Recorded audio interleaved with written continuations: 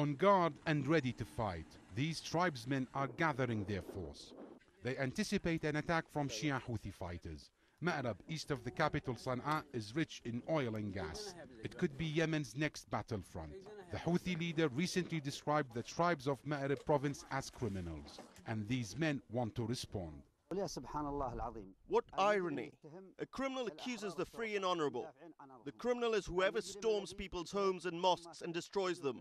We are protecting our province and the legitimacy of state. Our message is that we either live in dignity or die. We tell the Houthis to be rational. We are not saboteurs as they claim. All the riches of Yemen are here in Marib, and there is electricity and other services. It's the duty of the state to protect the people of Marib and the vital institutions. The latest crisis started last week when tribesmen attacked a large army convoy passing through their province. Several people were killed. All of the army's heavy weapons, including tanks, were confiscated.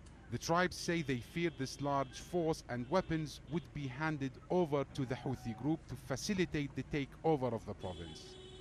The tribes also say they are ready to return all the confiscated arsenal back to the state. Now the Shia fighters are mobilizing their force. They already control 9 provinces, including the capital. And now they are sending large reinforcements towards the outskirts of Marib. It could be a matter of time before there's another conflict.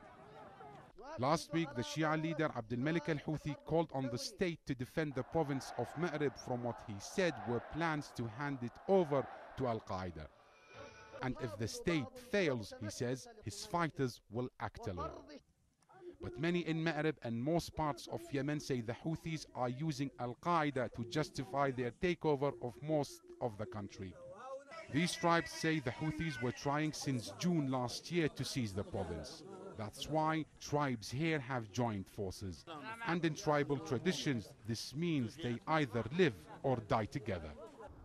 In the capital, the government is worried, but it is also weak. Its military is divided along political and tribal loyalties. More than 50% of Yemen's oil production is in the province of Marib, and nearly all of its gas exports originate from there. And if fighting begins and production stops, Yemen would lose most of its main income. Omar Saleh, Al Jazeera, Sana'a.